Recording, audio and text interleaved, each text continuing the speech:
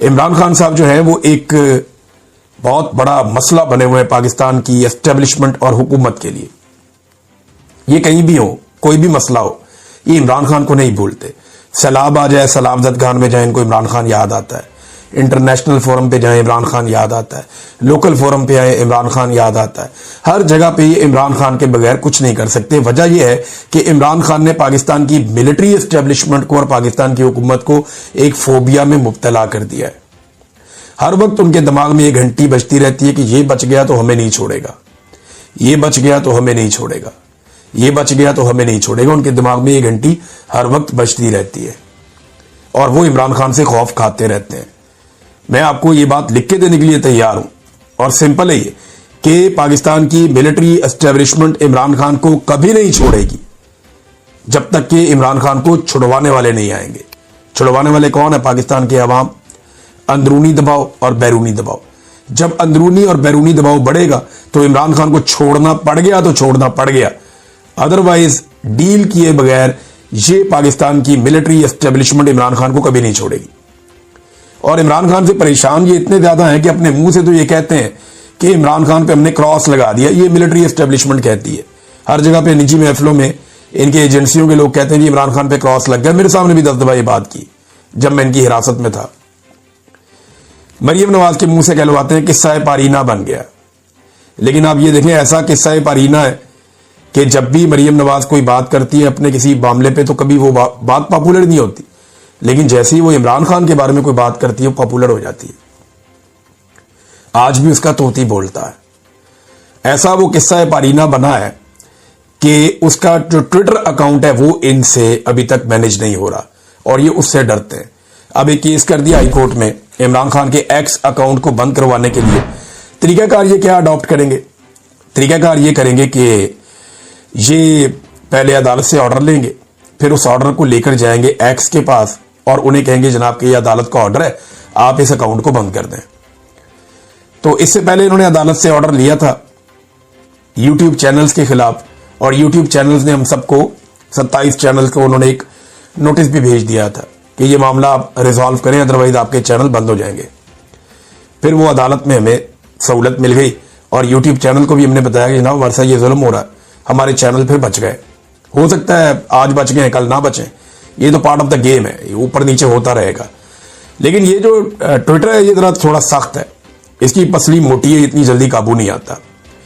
Twitter نے بہت سارے صحافیوں کو, جن میں بھی شامل ہوں, صابر شاکر بھائی ہیں, زبیر علی خان صاحب ہیں, دیگر اور بہت سارے صحافی ہیں, ان کو باقاعدہ لکھا کہ آپ کی حکومت نے شکایتیں کی ہیں اور وہ آپ کے چینل بند کروانا چاہتے ہیں, لیکن ہم آزادی اظہار رائے کے حق میں اور آپ کو بولنے کی آزادی دیں گے پالیسی کے تحت. تو ان کی پالیسی جو ہے اس کو ہم فالو کرتے ہیں اور وہ بڑی فلیکسیبل ہے. ایسا نہیں ہے کہ آپ کوئی جمہوری بات نہیں کر سکتے, آپ اپنی رائے کا اظہار کر سکتے ہیں ٹویٹر پہ. ایک بڑا ذریعہ ہے. صنم جاوید صاحبہ کو بھی غالباً انہوں نے وہ بلاک کرنے کی, ان کا ٹویٹر اکاؤنٹ بند کرنے کی کوشش کی تھی اسٹیبلشمنٹ نے, لیکن وہ نہیں ہو پایا. اور انہیں بھی غالباً ایک لیٹر آیا تھا, انہوں نے تو شاید پبلک بھی کر دیا تھا کہ میرا ایکس اکاؤنٹ جو ہے اس کو بین نہیں کیا گیا, اور ایکس نے یہ مجھے ایک ڈاکومنٹ بھیجا ہے.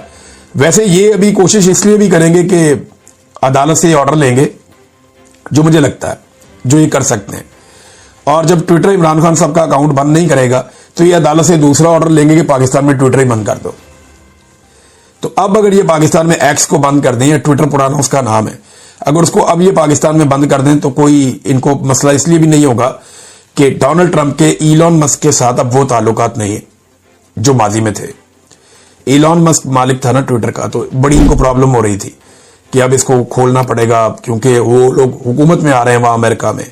لیکن اب ڈونلڈ ٹرمپ کے ایلون مسک کے ساتھ بھی اچھے تعلقات نہیں ہیں, تو اگر یہ بند بھی کر دیں گے تو ٹرمپ کو کوئی پرابلم ہے سچ نہیں ہوگا.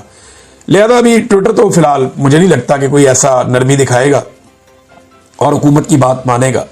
لیکن حکومت کو پریشانی تو ہے کیونکہ پوری کی پوری تحریک آج کل پاکستان میں ٹویٹر پہ کھڑی ہوتی ہے. یہ جو مشن نور ہے, یہ معاملہ سارا ہم نے دیکھا, ٹویٹر کے اوپر دیکھا کیسے ایک دم وائرل ہوا. یعنی سیم ٹائم میں ویڈیوز آ رہی تھی اور ہر طرف آگ لگ گئی, اور 1-2 گھنٹے کے اندر پاکستان میں وہ ہو گیا جس کی کوئی توقع بھی نہیں کر رہا تھا. پھر اس کے بعد ٹویٹر کیونکہ اس میں لیڈ کرتا ہے, پھر یوٹیوب, فیس بک, انسٹاگرام, واٹس ایپ چینلز, ہر طرف بھرمار تھی ویڈیوز کی, لوگ اذانیں دے رہے تھے اور یہ تحریک چلتی چلی جا رہی تھی. بڑی تگڑی تحریک ہے. مجھے کچھ معلومات ملی ہیں انسائڈر کہ یہ پاکستان تحریک انصاف کے پاس معاملہ کون لے کر گیا, کس طرح لے کر گیا, پہلے کس کو استعمال کیا, بعد میں کس کو استعمال کیا. کچھ لوگ بلا وجہ بدنام ہو گئے, سب کا یہ قصور نہیں تھا. مشن نور کے اوپر جس قسم کا پروپیگنڈا کیا گیا تھا, کوئی بھی عام آدمی ہوتا تو وہ ڈر جاتا. قادیانیت کا یا کسی ایسی چیز کا پاکستان جیسے ملک کے اندر الزام لگنے جا رہا ہے تو یہ ساری سیاسی جماعت کو یہ ہو جائے گا, وہ ہو جائے گا. یہ معاملات ضرور ہوئے, لیکن الٹیمیٹلی پاکستان تحریک انصاف نے بھی پھر اس کو چاہے دوسرے نام کے ساتھ لیکن اس کاز کو سپورٹ کیا. تو کیونکہ پاکستان جیت گیا ہے اسٹیبلشمنٹ سے, لہذا بجائے کہ آپس میں لڑنے کے اس کو سیلیبریٹ کرنا چاہیے اور لوگوں کو مارجن دینا چاہیے میرے خیال میں. ہاں, لیکن جو لوگ آپ کو بہت وضاحت کے ساتھ نظر آ جائیں کہ بہت ہی دو نمبری کر رہے ہیں تو پھر آپ جانیں اور وہ لوگ جانیں. لیکن جتنے اکٹھے رہیں گے اتنے شاندار طریقے سے آگے بڑھ سکیں گے.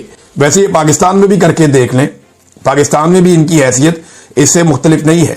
ایک دن کے لیے عمران خان کو چھوڑیں اور اسے بولیں ایک جلسہ کرے, اس کے بعد شہباز شریف, زرداری, مولانا فضل الرحمان, MQM, ANP اور آصف منیر صاحب اور جتنے بھی طاقتور لوگ ہیں سب کو اکٹھا کریں اور انہیں کہیں مل کر ایک جلسہ کرو.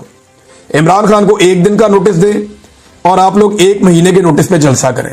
اگر عمران خان چیخے نہ نکلوا دے اور ریکارڈ نہ توڑ دے تو میں یہ کام کرنا ہی چھوڑ دوں گا, گارنٹی دے رہا ہوں. میں یہ ویلاگ کرنا ہی چھوڑ دوں گا, میں اس کے بعد کبھی بات ہی نہیں کروں گا. جو اتنا بڑا چیلنج کر رہا ہوں.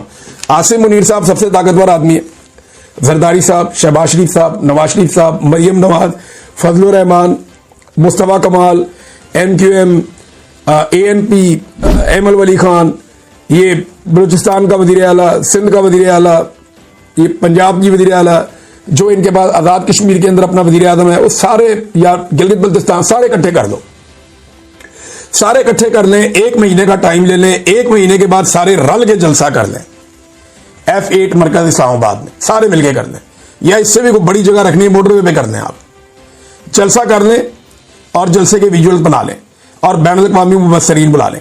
اس کے بعد آپ صرف 24 گھنٹے کا نوٹس دیں اور اسی جگہ پہ عمران خان کو آنے دیں کہ عمران خان صاحب کو 24 گھنٹے کے لیے ہم چھوڑ رہے ہیں, 2 گھنٹے کے لیے باہر آئیں گے, وہ 24 گھنٹے بعد ان کا جلسہ ہوگا فلاں جگہ پہ. آپ دیکھیے گا کہ اگر لوگ 4 گنا 5 گنا 10 گنا بھی عمران خان کہیں گے نا تو وہاں پہنچ جائیں گے. اتنی دنیا پہنچ جائے گی کہ آپ تاریخ بھول جائیں گے. یہ میں آپ کو کہہ رہا ہوں نا, یہ ہونا ہے اور میں چیلنج دے کے کہہ رہا ہوں, کر کے دیکھ لیں. لیکن کسی میں حوصلہ ہوتا تو آج عمران خان باہر ہوتا. عمران خان سے سارے ڈرے ہوئے ہیں. یہ جناب جلسہ پٹ گیا بہت بری طرح. چودھری انوار الحق صاحب نے پورا جلسہ جو ہے وہ ملٹری اسٹیبلشمنٹ کی تعریفوں میں ضائع کر دیا. پورا جلسہ ایسے لگ رہا تھا جنگ لگی ہوئی ہے کہ جی یہ کر دیں گے, وہ کر دیں گے, فیلڈ مارشل کو خراج تحسین, یہ خراج تحسین, وہ خراج تحسین. بھئی بات یہ ہے کہ ایک وزیر اعظم جلسہ کر رہا ہے, بتاؤ بجلی میں کیا کرو گے, آٹے میں کیا کرو گے, نوکریوں میں کیا کرو گے, لوگوں کے حقوق کے لیے کیا کرو گے, لوگوں کے مطالبات کے لیے کیا کرو گے. اگلے ویلاگ میں آپ کو بتاؤں گا. اب تک کے لیے اتنی, اپنا خیال رکھیے گا, اپنے چینل کا بھی. اللہ حافظ.